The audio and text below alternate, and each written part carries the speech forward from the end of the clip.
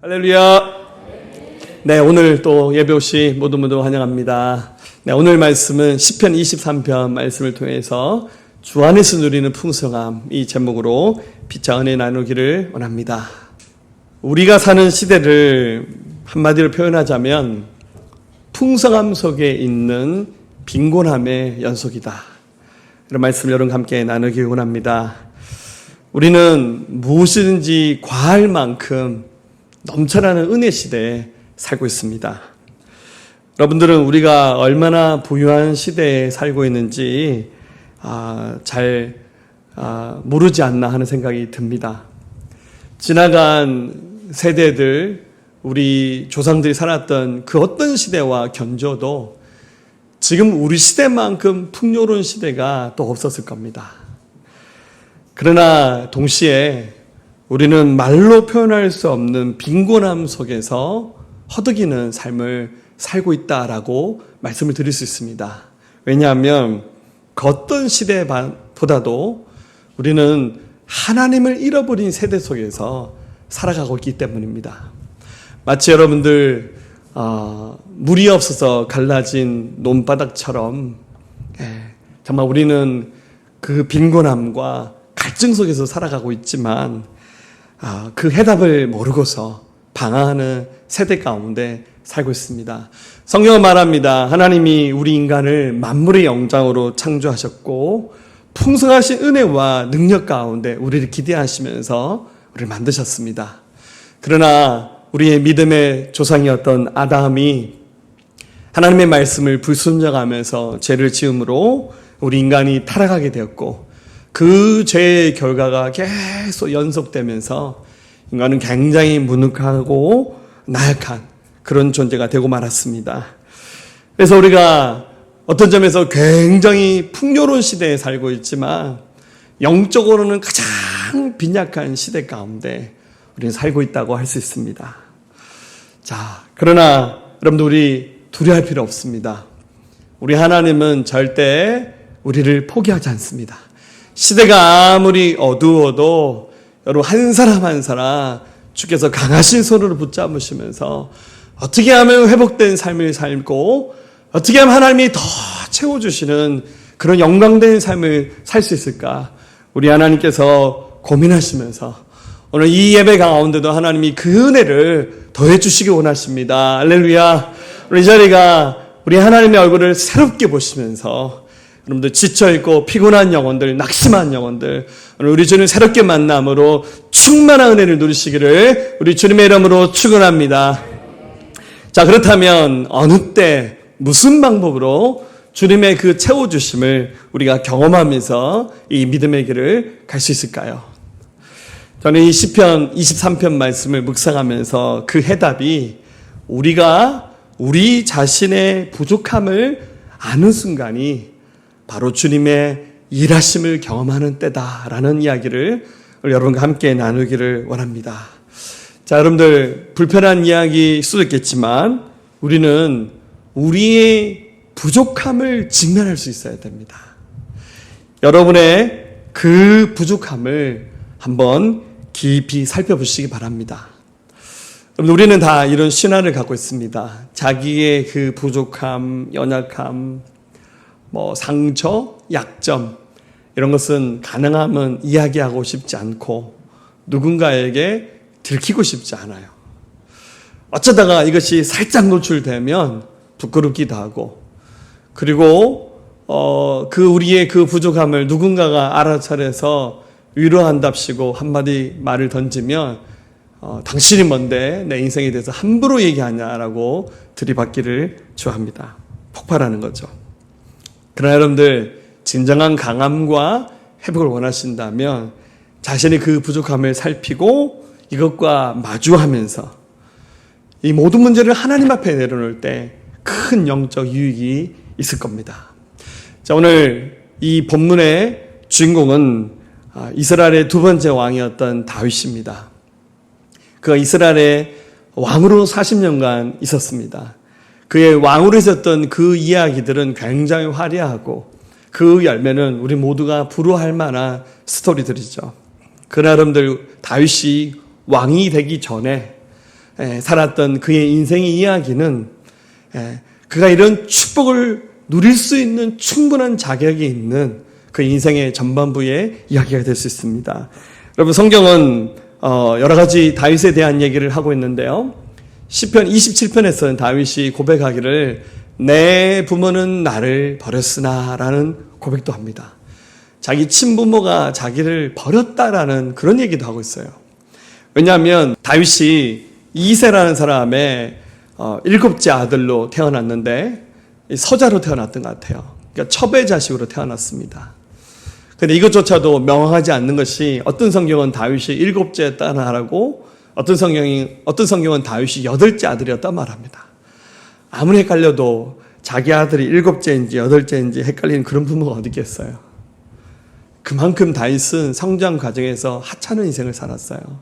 사랑받지 못했고 존귀함을 여김을 받지 못했던 그 다윗이 나중에 이스라엘의 왕이 되어서 지나간 인생의 그 모든 그 아픔과 상처가 회복되는 삶을 살았습니다.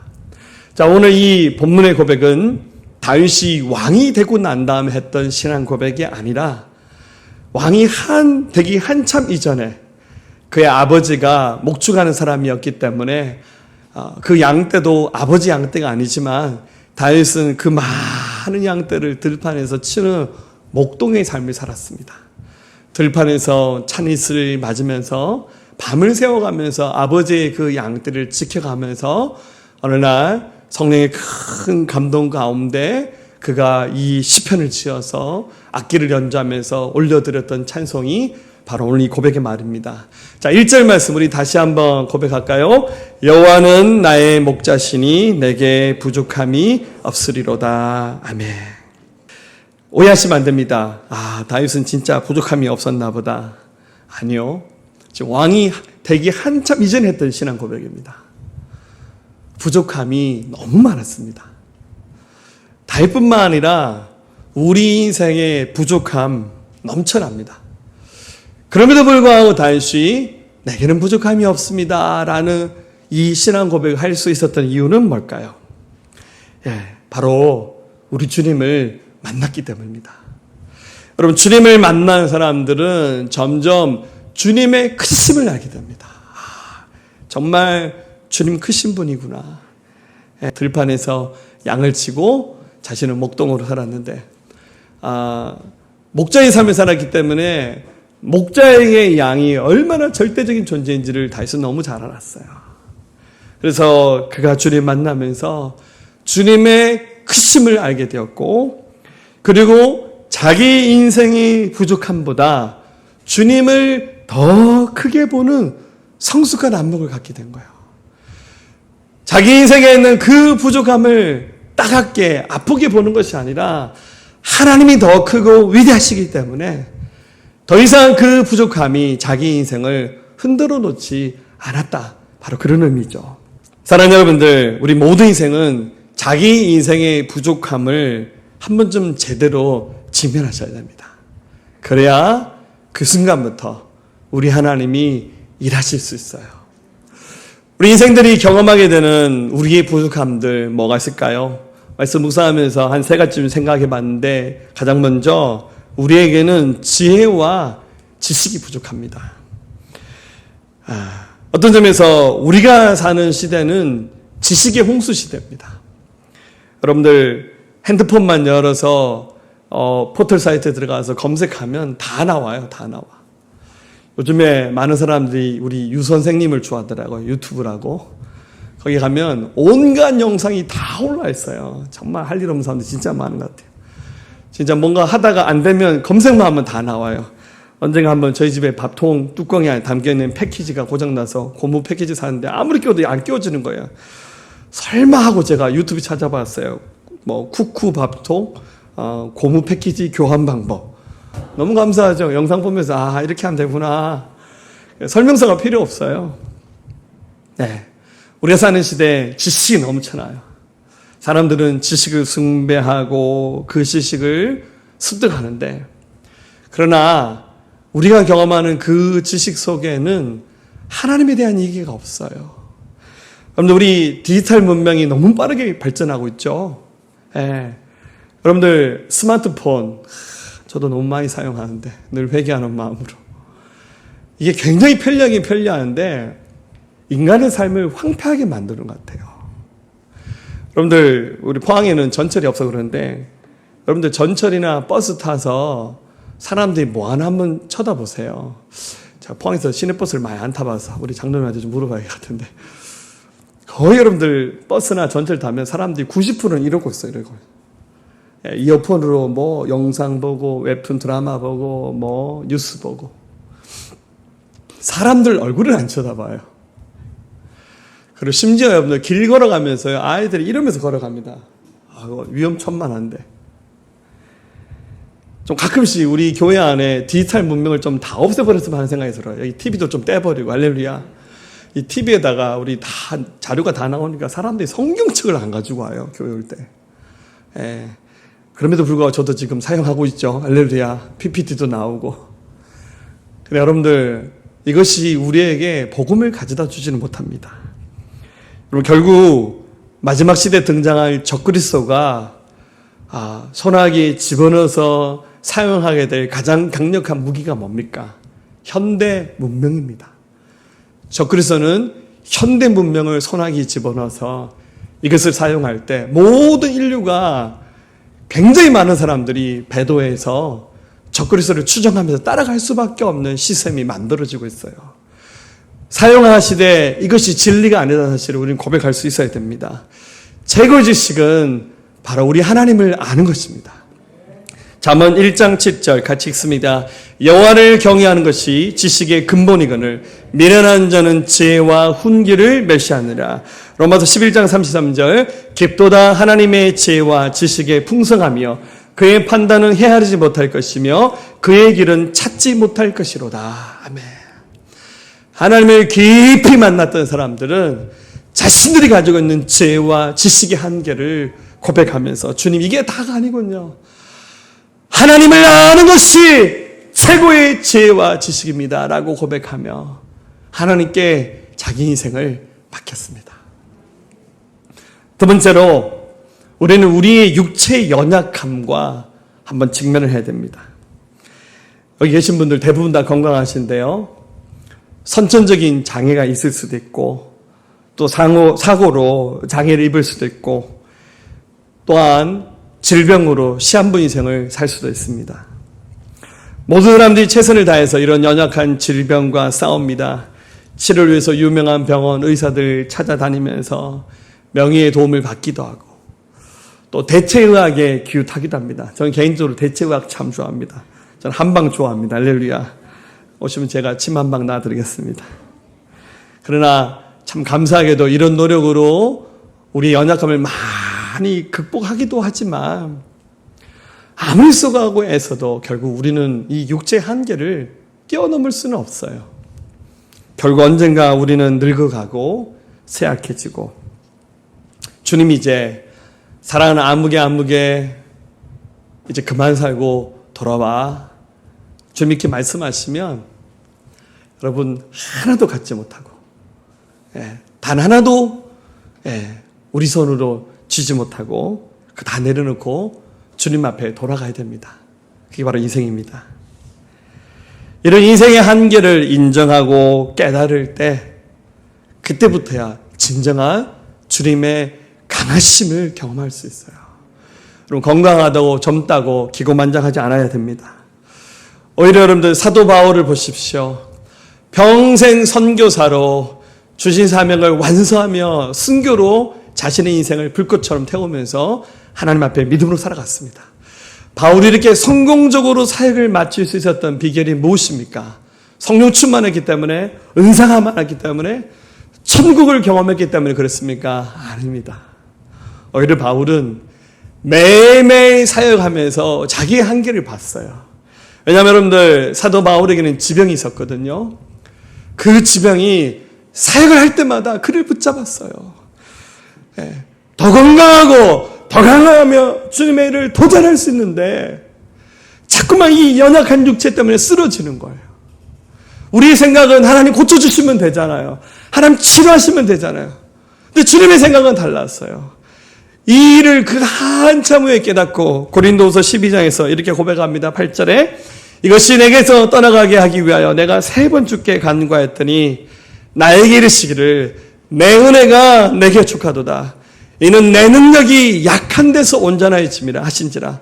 그러므로 도리어 크게 기뻐함으로 나의 여러 약한 것들에 대하여 자랑하리니 이는 그리스도의 능력이 내게 머물게 하려 함이라. 그러면 내가 그리스도를 위하여 약한 것들과 능력과 궁핍과 박해와 곤고를 기뻐하노니 이는 내가 약한 그때에 강함이라. 인간적으로 말하면 이건 앞뒤 안 맞는 말입니다. 약한데 어떻게 강해질 수 있어요? 그러나 우리 하나님 그렇게 하셔요. 그 약함을 통하여 하나님을 의지하게 될 것이고 하나님을 신뢰하게 될 것이고 이게 우리의 예배가 이유가 되고 기도의 이유가 되니까 이것으로 말미암아 하나님은 나타나시는 거예요. 세 번째, 우리의 마음이 얼마나 연약하다는 것을 우리는 알아야 돼요. 우리의 마음의 연약함과 한번 직면해야 돼요. 여러분, 사람의 마음은 상처를 잘 받습니다. 금방 보면 표시가 잘 안 나는데요. 알고 나면 이제 상처가 밖으로 자꾸만 삐져나옵니다.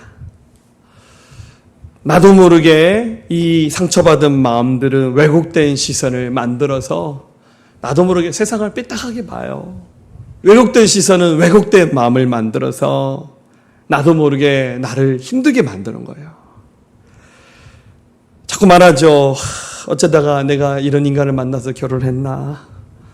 왜 우리 부모님은 저것밖에 안 되나? 왜 내 형제, 내 자식은 이렇게 내 속을 썩이나? 왜 내 직장에는 이렇게 나를 괴롭게 만드는 상사가 있고 동료가 있나? 라고 말을 하죠. 여러분 잘 기억하십시오. 근데 그 사람들은 나를 그렇게 생각한다는 거.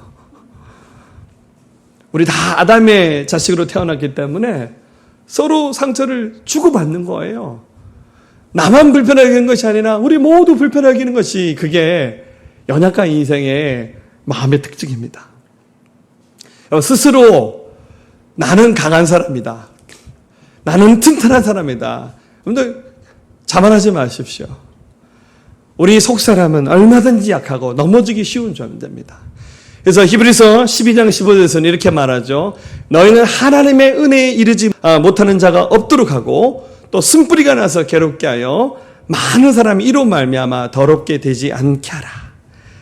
우리 안에 있는 그 연약한 쓴뿌리, 이것과 직면한 것이 유쾌하지는 않지만 그러나 이것을 제대로 들여다보는 사람이 예수 그리스도 안에서 강해지고 이로 말미암아 하나님의 은혜 가운데 더 풍성한 하나님의 은혜 가운데 나갈 수 있습니다. 할렐루야.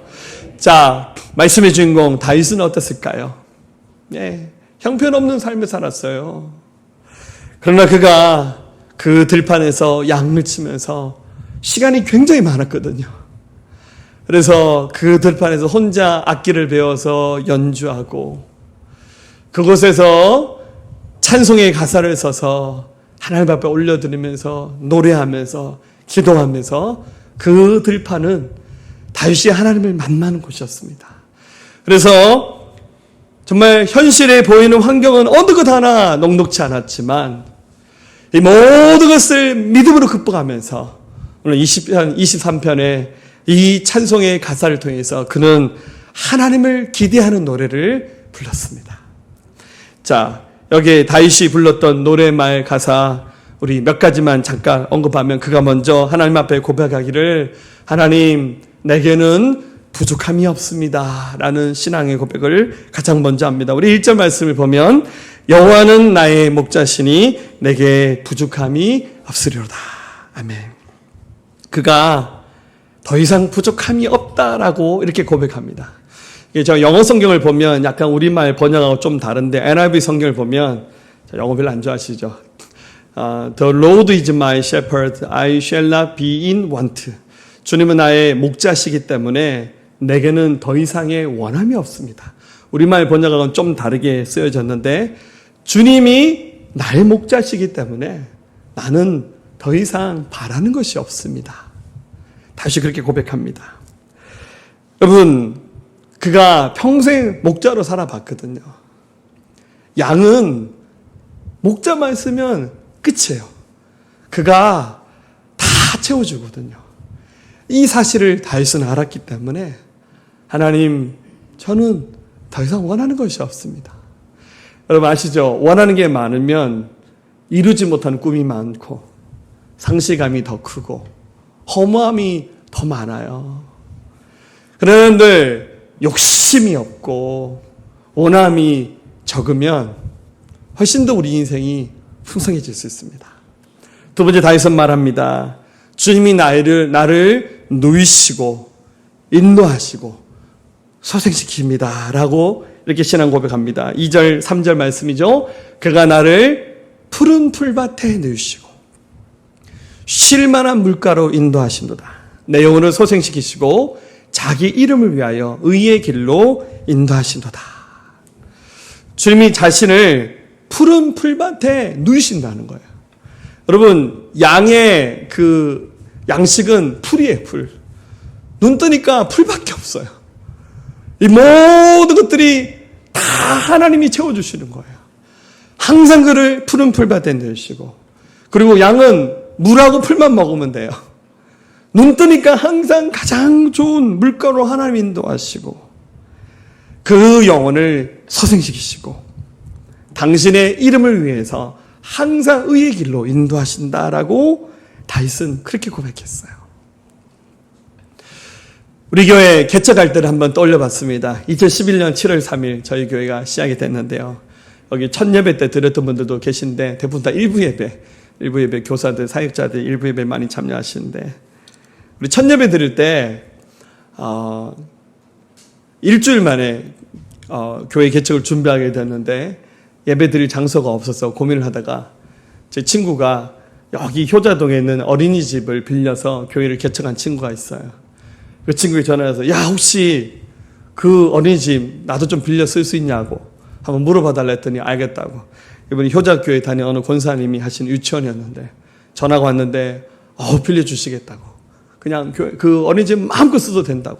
단 조건이 있는데 사용료를 안 받으시겠다는 거예요. 그분이 자기들도 명절에 선물 세트 하나 가져와도 막 정색을 하시고 절대 그런 거 하지 마시라고. 저희가 정말 그 어린이집을 빌려 쓰는데 전기세 한 푼 안 냈어요. 너무 고맙고 감사하죠. 아무것도 없었습니다. 네, 정말 아무것도 없는 상태에서 사람 여러 명과 함께 첫 예배를 드리면서 개척을 했죠. 육신적으로는 굉장히 없는 게 너무 많아서 가난했지만 지금에 와서 생각해 보니까 그때 예배가 가장 은혜가 넘쳐났던 가장 풍성한 자리였던 것 같아요.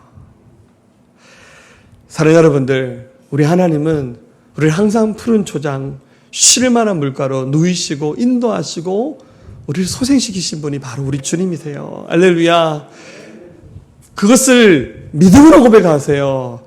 절망하지 마십시오. 낙심하지 말고 두려워하지 말고 하나님을 향해서 믿음의 고백 올려드리시기를 주의 이름으로 축원합니다. 다윗은 또 고백합니다. 하나님이 나와 함께 하시고 나를 안위해 주십니다. 4절 말씀이죠. 내가 사막의 음침한 골짜기로 다닐지라도 해를 두려워하지 않을 것은 주께서 나와 함께 하심이라.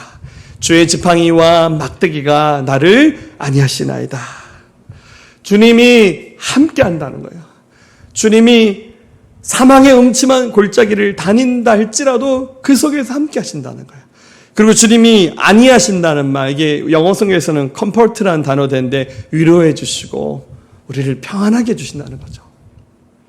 사랑하는 여러분들, 지금 이 공간, 우리 예배하는 장소, 지금 1000명에서 한 900명이 모자랍니다. 할렐루야.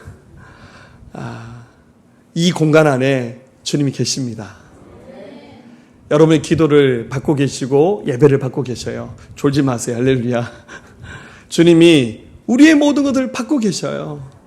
때로 우리의 기도가 허공에 메아리처럼 올려질 때도 있고 좀 세련되지 못한 기도할 때도 있어요. 어떤 때는 막 막무가내 기도하자, 막 정제되지 않는, 막 준비하지 않은 막 기도를 막 쏟아넣는 순간에도 찬양을 부르다 찬양 틀릴 수도 있어요, 여러분들. 예. 그래서 괜찮아요. 주님이 받고 계십니다. 다윗은 알았어요. 내가 사망의 음침한 길을, 그 골짜기를 걷고 있다 할지라도 주님 여기도 함께 하시는 거구나. 좀 여기도 함께 하시는구나. 그 생각이 들었어요. 제가 총각 때 뉴질랜드에 한번 살았던 적이 있었는데, 뉴질랜드 남쪽에 가면 그 사막이 있습니다. 옛날 반지의 제왕을 거기서 찍었는데요. 그 사막을 관통하는 도로가 있습니다. 그 나라 메인 도로인데, 메인 도로를 달려가다 보면 사막길을 걸어갑니다. 진짜 집 한 채 없고 풀도 거의 없는 그 사막길을 한참 달려가면서 그런 생각이 들었어요. 야, 이쪽에다가 내가 숨어서 살면 아무나 못 찾겠구나.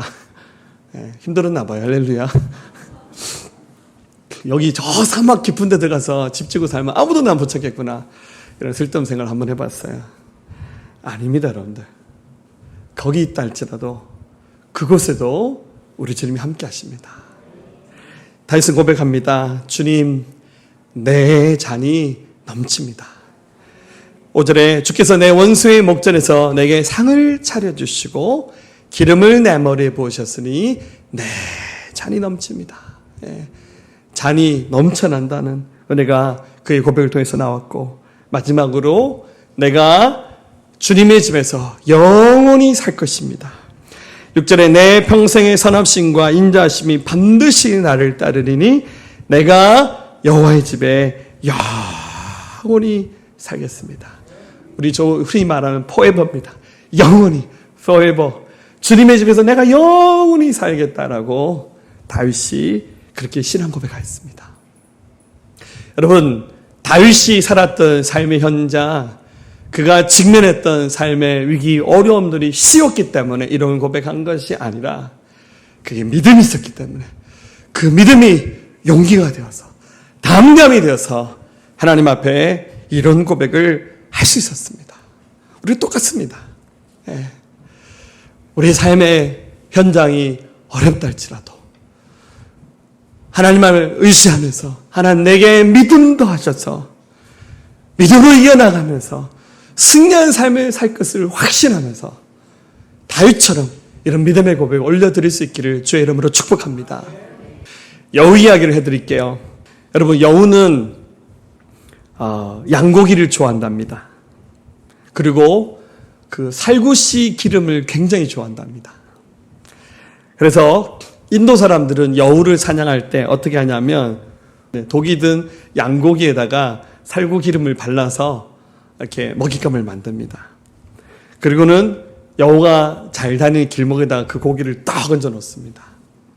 여우가 지나가다가 딱 보는 순간 자기가 좋아하는 양고기가 잘 조리가 돼 있고 거기 그 살구씨 기름이 발라져 있는 거예요. 너무 자기가 좋아하는 거죠. 한눈에 딱 봐도 저건 사람들이 나를 잡으려고 놓은 것이구나. 여우는 한눈에 알아봅니다. 지혜롭죠.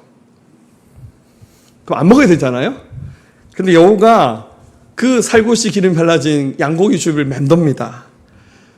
냄새 한번 맡는 건 괜찮지 않겠나? 가다가 이렇게 코를 들이대면서 냄새 맡아봅니다. 살구씨 향, 그 양고기가 너무 좋죠. 그리고 또 한 번 주위를 맴돌다가 혀끝 한 번만 대보는 건 괜찮지 않을까? 가서는 혀를 쭉 내밀어서 그 고기를 한번 살짝 대봅니다. 향이 확 올라오죠. 또 주위를 맴돌다가 돌아와서는 요만큼만 한 입만 베어 먹으면 괜찮지 않겠냐면서 죽지 않을까 하고는 양고기를 한 입을 살 뺍니다. 죽지는 않아요. 먹다 보니까 계속 먹는 거예요. 나중에 이렇게 말합니다. 에라 모르겠다. 이래 주거나 저래 주거나 죽는 건 마찬가지 아니야? 하고는 덥석 다 먹고는 푹 쓰러져서 나중에 사냥꾼이 와서 그 여우를 낚아채 가버립니다. 여러분, 세상이 보여주는 풍성함이 바로 이와 같은 달콤한 유혹입니다. 어쩌면 주님의 길을 따라가는 것은 좀 무료하고 좁은 길을 가는 것 같고 답이 없는 것 같고 아무도 몰라주는 길처럼 보이죠. 그러나 여러분들, 낙심하지 않고 우리는 주의 길을 가야 됩니다. 방법은 오늘 다윗처럼 우리를 풍성한 삶으로 이끌어 가시는 우리 주님 바라보면서 주님의 음성을 들어야 돼요. 세상 음성을 듣는 일에는 너무나도 영악하고, 세상 사람들이 와서 그 달콤한 얘기를 하죠. 너 이렇게 일하면 돈도 많이 벌고, 이렇게 하면 출세하고, 이렇게 하면 성공적인 삶을 산다라고 말하는데, 세상 사람들의 말에는 진리가 없어요. 오직 하나님 말씀 안에만 답이 있어요. 한 가지 얘기만 할까요? 이스라엘 주변에는 여러 많은 그 소수 민족들과 분쟁이 있는데, 이스라엘이 그 주변 나라에서 한번 그 남쪽 지역이 점령당한 적이 있었는데, 그 남쪽 지역을 점령했던 군인들이 세금을 거둔다는 명목으로 거기 양을 키우는 사람들 양을 다 몰수해 가버렸어요. 양이 한 1,000마리는 넘었던 것 같아요. 그런데 양을 잃어버렸던 한 여인이 그 사령관에게 찾아와서 사정합니다. 다른 사람과 달리 제게 있는 양 10마리는 저의 재산의 전부입니다. 제발 돌려주세요. 이렇게 말합니다. 그래서 이 사령관이 하는 말이, 알았다. 그러면 네 양을 네가 찾을 수 있으면 내가 돌려줄게. 네 양 10마리 찾아봐라고 이렇게 말합니다. 그때 여인이 웃음을 띠면서, 예, 제 양들은 충분히 저를 알아볼 수 있습니다. 저를 데려다 주세요. 그 많은 양떼 앞에 서서 이 여인이 앉아서 거기서 피리를 붑니다. 그럴 때 그 많은 양들 가운데 이 여인이 길렀던 양 10마리가 한 마리씩 튀어나오는 거예요. 자기 주인의 목소리를 알아보는 거예요.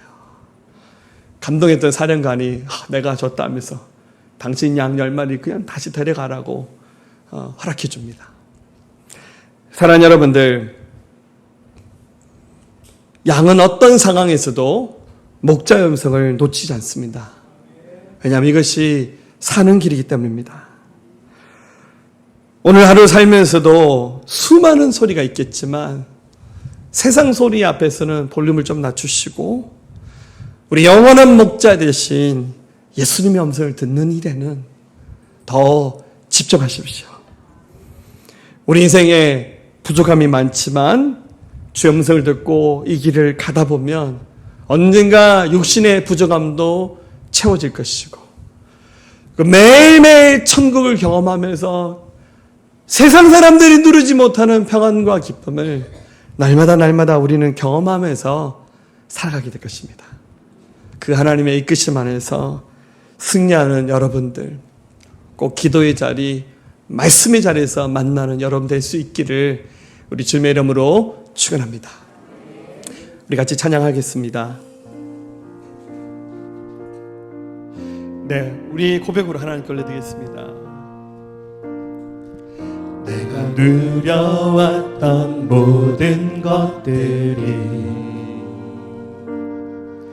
내가 지나왔던 모든 시간이, 내가 걸어왔던 모든 순간이 당연한 것 아니라 은혜였소. 아침 해가 뜨고 아침 해가 뜨고 저녁에 노을, 봄의 꽃향기와 가을의 열매, 변하는 계절의 모든 순간이 당연한 것 아니라 은혜였소. 모든 것이 은혜, 은혜, 은혜, 한없는 은혜. 내 삶에 당연한 것 하나도 없었던 것을 모든 것이 은혜였소. 내가 이 땅에 태어나 이 땅에 태어나 사는 것. 자, 우리 두 손 들고 고백할까요? 어린아이 시절과 지금까지 숨을 쉬며 살며 꿈을 꾸는 삶, 당연한 것 아니라 은혜였소. 내가 하나님의 자녀로 살며 내가 하나님의 자녀로 살며 우리 찬양하며 예배하는 삶 복음을 전할 수 있는 축복이 당연한 것 아니라 은혜. 우리 다시 고백할까요? 내가 이 땅에 태어나 사는 것 내가 이 땅에 태어나 사는 것 어린아이 시절과 지금까지 숨을 쉬며 살며 꿈을 꾸는 삶 당연한 것이 아니라 당연한 것 아니라 은혜였소. 아멘. 내가 하나님의 자녀로 내가 하나님의 자녀로 살며 오늘 찬양하고 예배하는 삶 복음을 전할 수 있는 복음을 전할 수 있는 축복이 당연한 것 아니라 은혜. 아멘. 모든 것이 은혜 은혜 한없는 은혜 내 삶에 당연한 것 하나도 없었던 것을 모든 것이 은혜야 모든 것이 은혜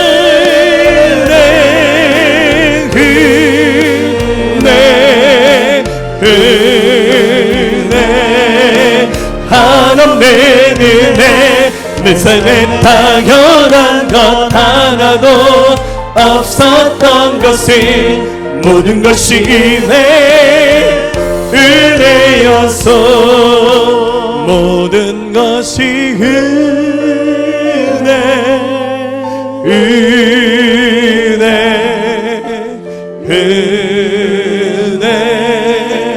한없는 은혜 내 삶에 당연한 것 하나도 없었던 것을 모든 것이 은혜였소. 아멘. 살아계신 하나님 감사합니다. 우리는 하나님의 양입니다. 우리 주님 우리의 영원한 목자이십니다. 하나님 부족한 것들 연약한 것들 거기에 기대거나 묵상하지 않게 하시고 하나님 바라보면서 그 모든 것도 주님께 다 맡기며 걸어갈 때 우리의 연약함을 강함으로 바꿔주실 주님을 기대합니다. 우리의 빈손을 채워주실 주님을 기대하고 믿습니다. 승리하게 하시고 하나님 영광 드러나는 하나님의 거룩한 백성 되게 하시고 교회가 되게 하여 주시옵소서. 세상을 위하여 담대하게 거침없이 하나님의 복음을 증거하는 하나님의 사람들로 살게 도와주시옵소서. 감사합니다. 예수님의 귀하신 이름으로 함께 기도하였습니다. 아멘. 할렐루야.